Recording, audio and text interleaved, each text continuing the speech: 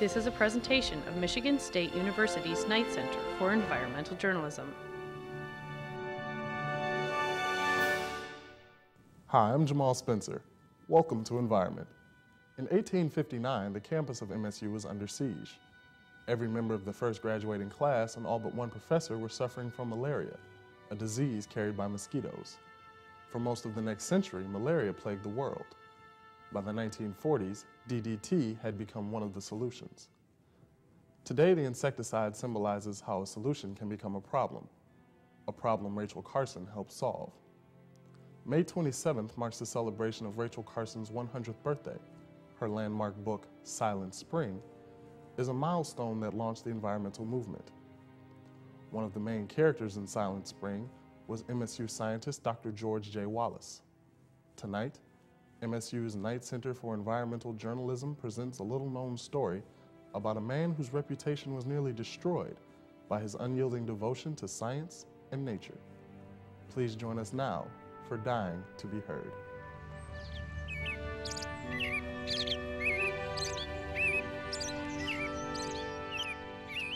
Michigan State's campus. The summer's leaves are beginning to turn, and the warm afternoons are beginning to cool. It's time again. A new fall semester is about to begin.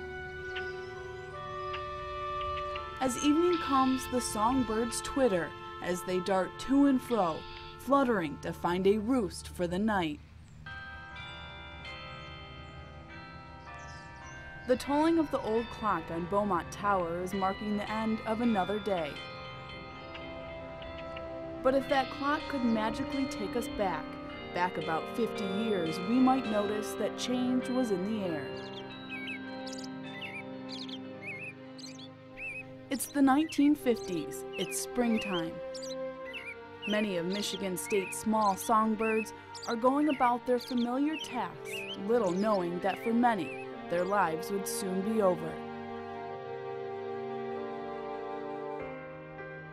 Something was wrong. A number of dead and dying birds were being found littering the campus. Most were robins. At first it was just a few, but soon the few became too many to be ignored. One person who noticed was a man with a passion. His name was George J. Wallace, a PhD in ornithology, and as the days passed, Dr. Wallace watched. What he saw was what he loved dying away, and he wanted to know why. Dr. Richard Snyder, then a student, remembers. It was recognized that there was a problem on campus with birds dying, and the source hadn't been quite pointed to. There had been some publications in about 1955 that had a link between pesticides and perhaps the robins. And Dr. Wallace latched on to that concept and that information, essentially, and began saying, there's something wrong here. Well, yes, there was something wrong. What had happened then is now a distant memory. But some bits and pieces of that memory still exist here in the collections of MSU's museum. It's been over 50 years since these robins were collected on and around campus. But even today, as they rest quietly in the vaults of the museum, their silence speaks volumes. Even today, half a century later, they have to be handled with protective gloves. And even today, these few are a stark reminder of a dark installment in humankind's quest for power over nature. These are the few left over from the hundreds that were collected, labeled, and studied. These small birds are a part of history, a part that many say was significant to the early advance of the environmental movement. Today, even though the man and his birds have passed on, their legacies will be remembered. Dr. Wallace taught in the Department of Zoology at what was then known as Michigan State College. He was a scientist. He was a teacher. He was a man who many say loved bringing knowledge and understanding to his students, and through their work together, to the world. These birds were Dr. Wallace's passion. An ornithologist by choice, Dr. Wallace and his students' research into how these robins died would ultimately be cited in Rachel Carson's most celebrated work, Silent Spring. But she picked up on George's publications about DDT and birds, and that's all it took. This became a popular topic. And as the controversy grew, she knew, the reporter mind in her knew she had a story. And she also recognized we had a problem. And she wanted to bring the problem to the great American public and say, look, in your own backyard, carelessness can lead to death and destruction. But even with that recognition, Dr. Wallace and his work mostly remained overlooked. Michigan State's Dr. Jim Bingen recalls his surprise. And when I came across his name and the extensive discussion of Wallace in that chapter, I thought it should be fairly easy for me to sort of type in George Wallace in our own library search and find any number of publications or at least references, and came up with very, very few, which I found quite surprising. After his death, Dr. Wallace and his work faded from official memory. Part of a forgotten chapter that has rested silently along with the rest of the collateral damage. Damage from a forgotten war.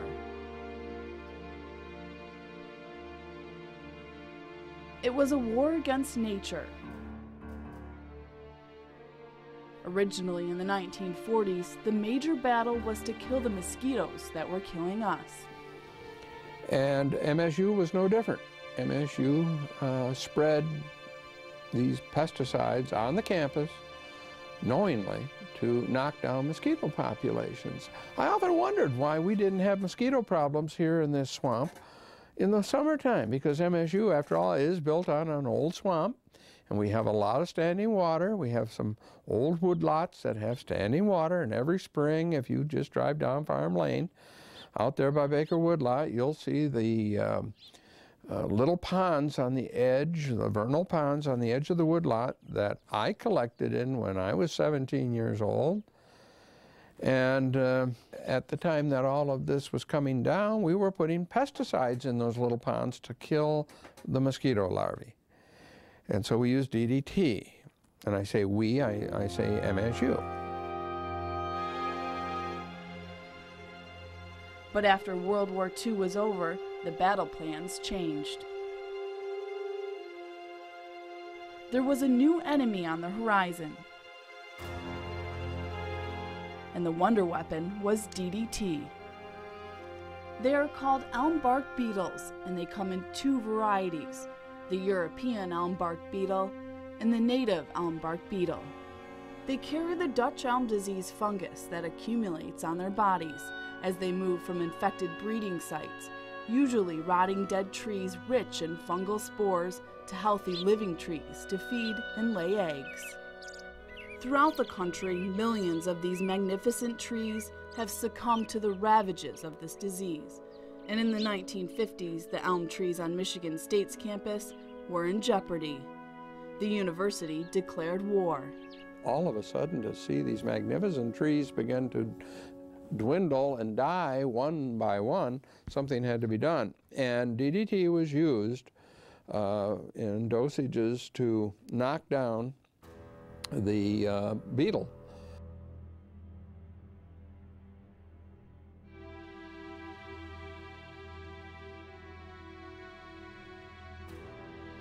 Modified Air Force World War II bombers flew missions over the campus and began a campaign of chemical warfare. Their objective was to kill the bugs that were killing the trees. We used to have a plane fly overhead every year in the spring and spread DDT from the air. MSU used to have a flyover, we called it, and you would walk down the sidewalks on campus, over by the bell tower, on those nice sidewalks on your way to the Union for lunch, and crunch, crunch, crunch on the sidewalk, and people say, what is that? Well, it was clay pellets that had been dropped by airplanes during the early morning hours with insecticides impregnated in it. The news reports were good. We seemed to be winning.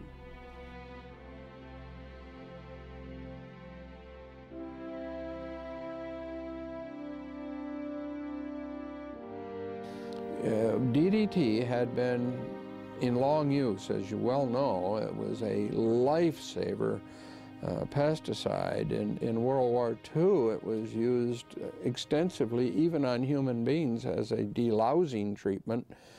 And then, of course, in the tropics, it was a godsend when it came to killing off malarial organisms and mosquito populations. I think the very first part of the story is you have still a post-war era in which the pesticide DDT was being very widely applied. It was solving a tremendous number of insect and disease problems. People were really quite excited about this. And that sense of excitement began to spread. It was during World War II that a small chemical company in St. Louis, Michigan became interested in DDT. And by the summer of 1944, that interest turned into action. During the war, the Michigan Chemical Corporation began expanding its St. Louis facilities. And by August of that year, the factory was shipping tons of DDT to the Army and the Navy. Killing bugs was big business, and business was booming. By the end of the war, Michigan Chemical continued its expansion. It was dumping millions of dollars into the economy, along with tons of DDT into the environment. DDT was too good to be true. According to the Environmental Protection Agency, during the 30 years prior to its cancellation, a total of approximately 1,350,000,000 pounds of DDT was used domestically. But it turned out to be too much of a good thing. Gradually, things started to change. And in the mid-50s, that's when the robin problem started to pop up. And they noticed this very dramatic decline in the number of nests and the viability of nests within a 2-year period. And they were really trying to put two and two together as to what was happening. And the only commonality that they could find with respect to this nesting behavior, plus reports they were getting from elsewhere around the country, was in the use of DDT to spray against Dutch elm disease. Dead and dying birds were all over the campus. The reason wasn't clear.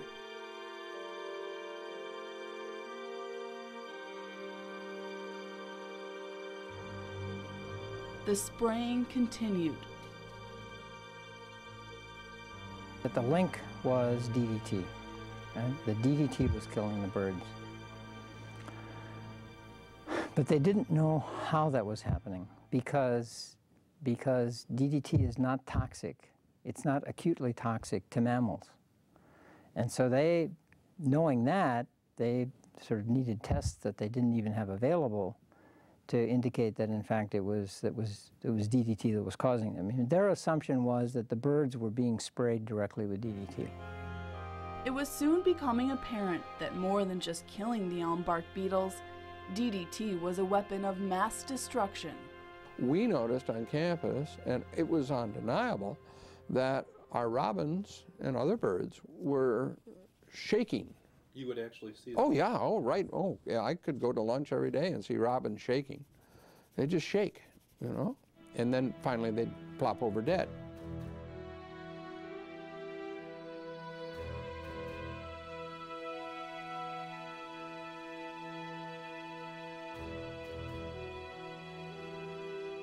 DDT had led the pesticide industry down a dead-end road.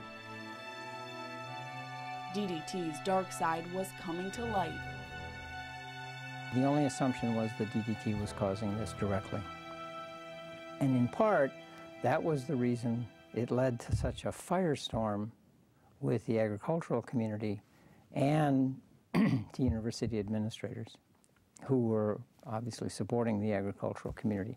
They just did not have a direct cause and effect relationship that would stand up in front of what farmers were saying with respect to DDT, and DDT was very, very important for controlling pests. This was a major pesticide that was being used. The cause was not known, but the effects were devastating. The birds were dying, and a direct link to their deaths could not be found. As time went on, Dr. Wallace's research was at a standstill. They needed to dig deeper. Didn't really have the evidence of causality. See, it wasn't until the very early 1960s that they discovered that it was because of the worms and not because of the spraying of DDT that was directly onto the birds themselves. And the discovery of the worm connection here was almost accidental. You know, they were feeding some worms to some fish in a fisheries and wildlife lab on campus, and I think it was fish or crawfish, and they died.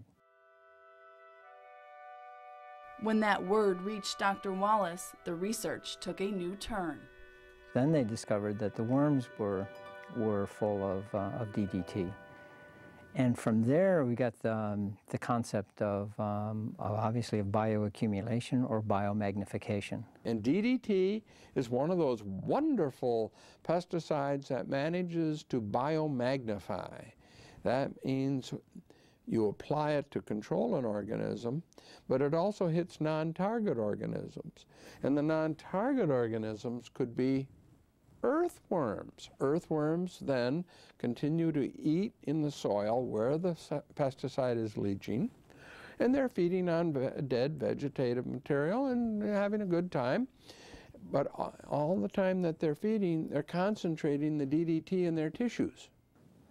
And that's when the link was made between the spraying, the DDT falling onto the ground, the worms ingesting this, and then the birds ingesting the worms.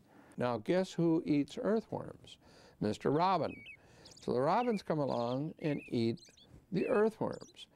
The DDT, which is DDT and DDE, a breakdown product of DDT, is then released into the system of the robin and concentrated in the brain and in the liver and in the fat bodies.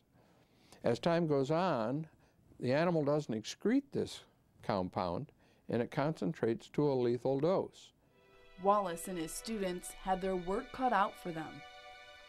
I was a good biology student. Whenever I found a dead bird, I joyfully brought it into Dr. Wallace, who thanked me profusely, wrapped it properly, and immediately froze it. And he had a graduate student, Dick Bernard, who was working with him at the time, and he was the man responsible for analyzing the concentrations of DDT in the tissues of the robins.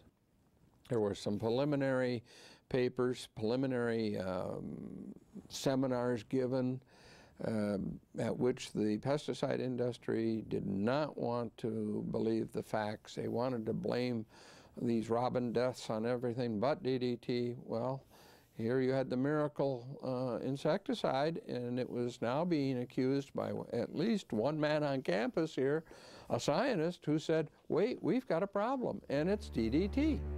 Dr. Wallace's work in trying to find a cause was being noticed, but that notoriety was not making Dr. Wallace any friends. Soon, Dr. Wallace found himself in the crosshairs. Former Michigan State University President Dr. Gordon Geyer remembers what it was like. And it was understandable why a lot of people didn't agree with George. So it was quite controversial at that time. Oh, very controversial. I can remember my colleagues in the Department of Agriculture and the Plant Industry Division, they never believed George was on the right track. Wallace was alone. His research was going down a lonely path, even as colleagues were staying away. What they got into at this point in time was basically charges that Wallace was being irresponsible, it was non-scientific, and sort of the agricultural industry, the agricultural community in Michigan tried to do everything they could to get him fired. Well, was he criticized? Oh, he was criticized to death. By the university? Oh, he was criticized by students, graduate students. There was a division between entomology and zoology at that point. The entomologists chose up sides and decided they would go with the DDT or the pesticide industry. And the zoologists had decided they would stand behind Wallace. And then there were those that stood back and said, we don't understand what's going on. Because I just felt that here was a person who went way beyond and took way more punishment than he should have had to in teaching in an academic institution. But what do you mean by punishment? Well, verbal concern, indicating he was off base. Dr. Wallace's research was soon becoming as lethal to him professionally as DDT was to the birds. He was laughed at. I was at several seminars where his topic of DDT in birds was laughed at by people who knew better. Michigan Congressman John Dingell provided the antidote. If it hadn't been for John Dingell intervening at that point in time, calling him into Washington, testifying, and then getting back in touch with Michigan State University and basically threatening future funding from USDA if Wallace was fired, Wallace probably could have been fired. I mean, I think they might have released him because of the tremendous pressure they were under. And part of all of this, you see, this is sort of what makes that decision somewhat more understandable, is that he didn't really have the evidence of causality. The pesticide industry was very powerful. They had been putting a lot of money into research, and rightly so. If they're going to use it, they should pay for it. And they were certainly trying to look at long-range effects, but not quite the way the Wallace incident brought them out, about this chain, this food chain that introduced it at one point, and here it comes here. All of a sudden, it's in birds.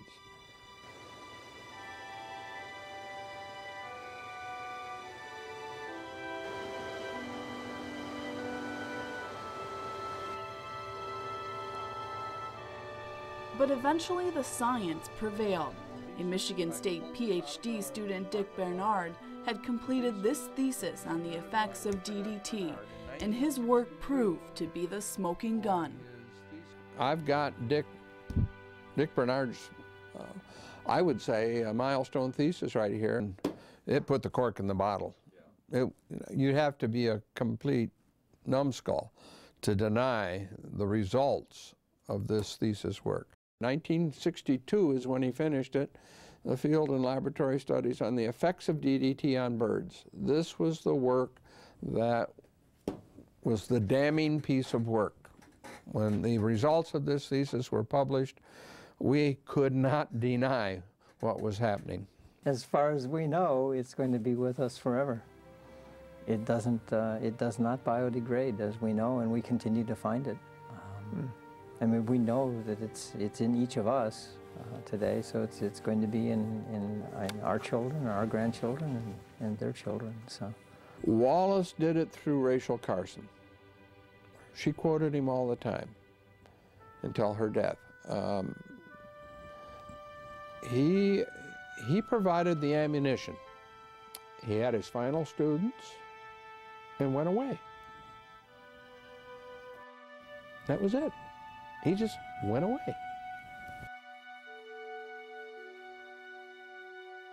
In 1972, Dr. Wallace left teaching at the age of 70. During that spring, he and his wife moved to northern Michigan in a quiet retirement that friends say featured bird watching as a central pastime. The work he and his students had done remains an important part of history. On New York University's list of the 100 most important writings in the past century, Rachel Carson's book Silent Spring ranks second. Her book stimulated the need for more research, and by 1970, MSU's Pesticide Research Center, founded by and under the direction of Dr. Gordon Geyer, opened its doors. As MSU's eventual president, Dr. Geyer recognized Dr. Wallace's efforts with an honorary doctorate degree soon after his death in 1986. MSU's Department of Zoology also offers the George and Martha Wallace Scholarship to graduate students in ornithology. In his autobiography, Wallace wrote, "Birds have been my main obsession. I ultimately settled down to a career of teaching and research in ornithology. I have never regretted it. And today, the joyful sounds of spring remind us of that obsession." Michigan State's Knight Center for Environmental Journalism would like to thank you for being with us. Until next time, I'm Jamal Spencer for Environment.